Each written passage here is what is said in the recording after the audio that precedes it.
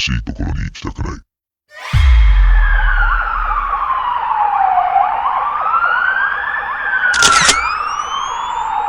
Wouldn't you like to go somewhere cool?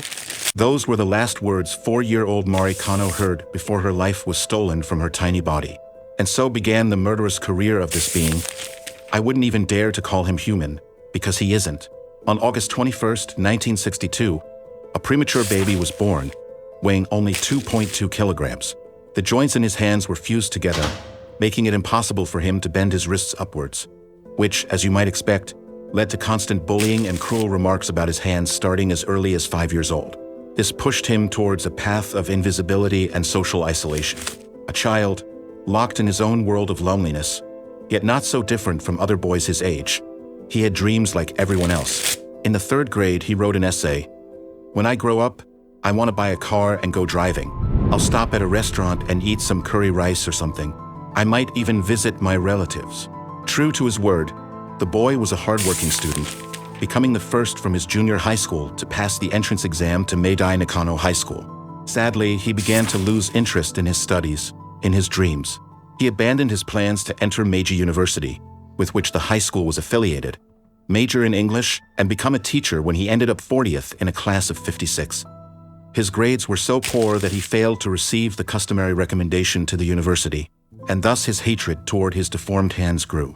In the spring of 1983, after graduating from a photo technician's course at a junior college, he went to work at a printing plant owned by an acquaintance of his father. He stayed there for 3 years, accumulating around 3 million yen, before moving back to his family home. While we're on the topic of family, the question might occur to some of you, what kind of environment could bring forth such a monster into the world? The answer: a workaholic father more interested in collecting political video clips and the latest cameras, and a mother who tried to compensate by buying him gifts, such as the Nissan Langley sedan in which 2 of his victims died. Add to that 2 younger sisters, Setsuko and Haruko, who found him repulsive.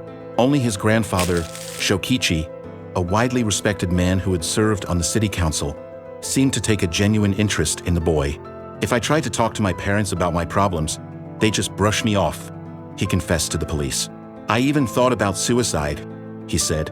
At college, his perversion began, starting with taking crotch shots of female players at the tennis courts and reaching its peak in 1984 when he turned to child pornography, which shows everything since obscenity laws banned the showing of pubic hair, not sex organs. In May 1988, 3 months before the first murder, that was the breaking point, the burst of the monster that would be known as the otaku murderer, the child murderer, the rat man, Tsutomo Miyazaki.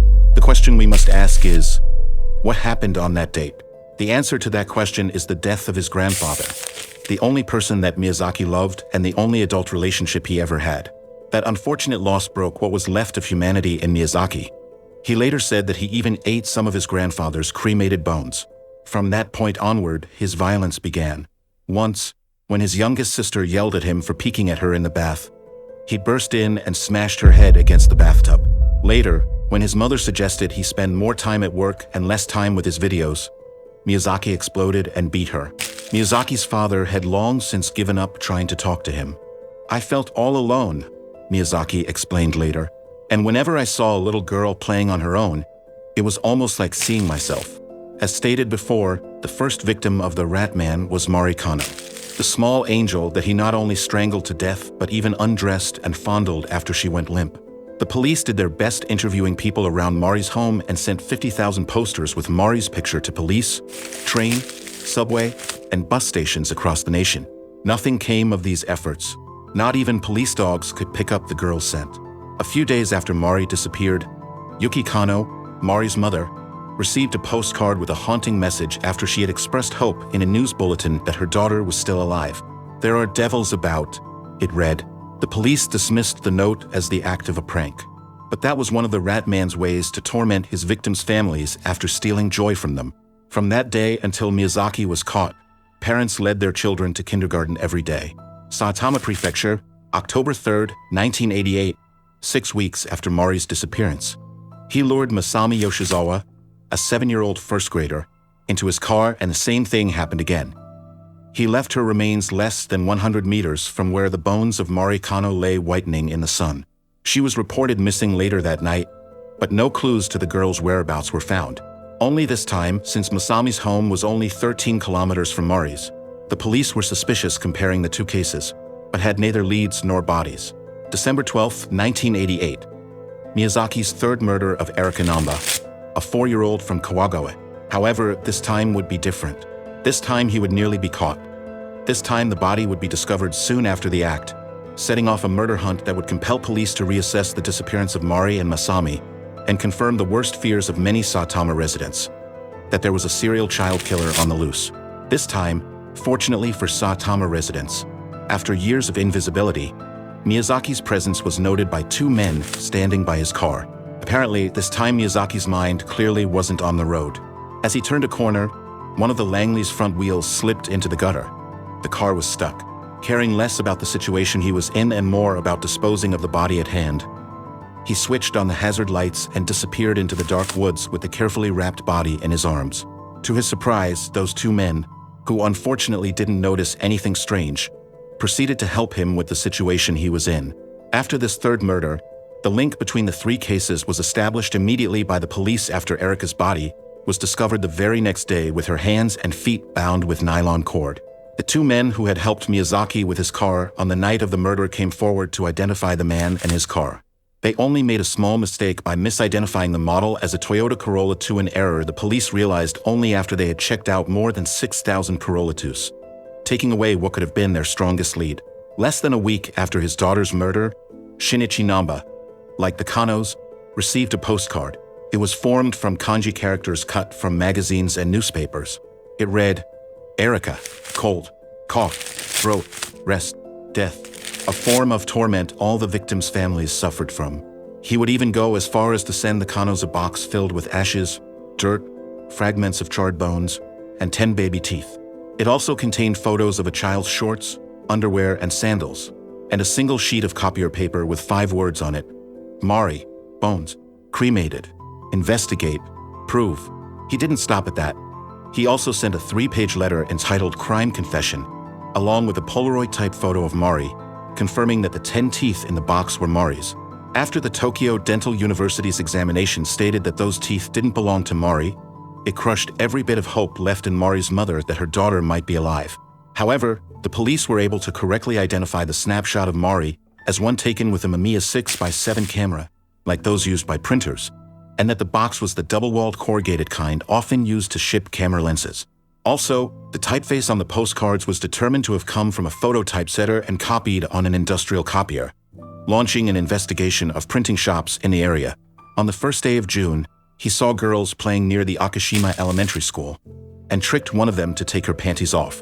As he began to photograph her, some neighbors spotted him and chased him off. Despite this close call, Miyazaki butchered his 4th victim 5 days later. On June 6th, 5-year-old Ayako Nomoto would soon meet her demise by this monster. After spotting her playing all alone in a nearby park, he casually removed the lens cap from his camera and asked her to pose for pictures. As soon as Ayako got used to him, he coaxed, "Let's take some shots inside the car," leading her to his Langley. The same pattern would have happened again, only this time, the young girl commented on his deformed hands. Enraged by this, Miyazaki would go as far as taking the body home, and after doing the most hideous thing I've ever read in my life, he chopped up her body, separating the hands, head, and feet after the odor of the decomposing corpse became unbearable. He hid the torso near the public toilet at Hano's Miyazawa-kyo Cemetery at midnight for days after the murder. He roasted Ayako's hands in his backyard, ate some of her flesh, and tossed what remained, including the skull, into the woods of Midakayama, a 230-meter hill in front of his house. Realizing the risk of having the remains so near his home, he retrieved and hid them 2 weeks later in a bag in the storeroom behind his bedroom. Later, he scattered the bones in the woods, then burned the hair, the clothes, and the blood-stained plastic bags and sheets. 5 days later, the little girl's remains were discovered at the cemetery. Despite Miyazaki's butchery, the remains were quickly identified. In the end, Miyazaki's gruesome career was cut short by a citizen, despite the massive police forces pitted against him. On July 23, 1989, in Hakioji, 2 sisters were playing near a public washstand when a young man approached them. He instructed the older sister, who was 9, to stay put while he lured the younger one towards a nearby river.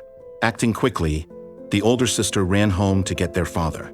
Upon returning, he discovered his daughter in a vulnerable state.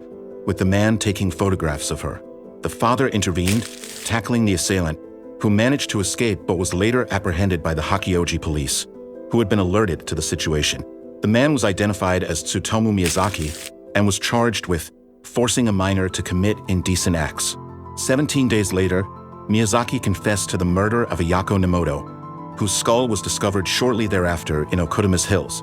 This confession led to more admissions, including the murders of Erika Namba and Mari Kano, with disturbing video evidence found among the 6,000 tapes in his possession. By mid-September, after a psychological evaluation indicated no apparent disorders, he confessed to the fourth murder, that of Masami Yoshizawa. On September 6th, Masami's remains were located in a forest near Komine Pass, and a week later, the dismembered hands and feet of Mari Kano were found nearby, fulfilling her father's tragic plea for the return of his daughter's remains. Miyazaki's father declined to hire legal representation for his son, stating, "It wouldn't be fair to the victims." After an extensive search, the public defender's office secured 2 lawyers, Junji Suzuki and Keiji Iwakura, who were willing to take on the case. Suzuki's motivation stemmed from his strong opposition to the death penalty. The defense strategy is based on the assertion that Miyazaki has a limited understanding of his moral responsibilities and struggles to distinguish right from wrong. Our goal is to present a compelling case that leads the judge to impose a life sentence on Miyazaki, Suzuki explained. The court's initial step involved appointing a team of 6 psychology professors from Keio University to assess Miyazaki. Their report, submitted last year, concluded that he was fully capable of being held accountable for his actions, a finding that Suzuki contests. There is a consensus among those involved in the case that Tsutomu Miyazaki is profoundly disturbed. Dr. Oda identifies a range of obsessions, including pedophilia, necrophilia, sadism, fetishism, and cannibalism. Professor Ishii posits that Miyazaki's pedophilia preceded his murders, suggesting that the killings were an extension of his desire to possess young girls. The site of the former Itsukechi house and printing plant now lies vacant, save for a small 2-room annex where Miyazaki resided amidst a chaotic collection of disturbing videotapes. Following their son's confessions, Miyazaki's parents ceased operations of the Akikawa Shimbun and went into hiding. In a 1989 interview with the Tokyo Shimbun, Katsumi Miyazaki expressed regret, stating, "I wish I had been more attuned to my son's feelings." After his arrest, Miyazaki sent an angry letter to his father, placing the blame for his actions squarely on him. To his mother, however, Miyazaki was more conciliatory. "Mother, I've caused you much heartache," he wrote once. Then he added, "Don't forget to change the oil in my car, or it will get so you can't drive it." Miyazaki was found guilty of the murders and sentenced to death by hanging. The Tokyo High Court confirmed the sentence in 1997, and his appeal was rejected by the Supreme Court in 2001. On June 17, 2008, Miyazaki was executed for his crimes. His father committed suicide,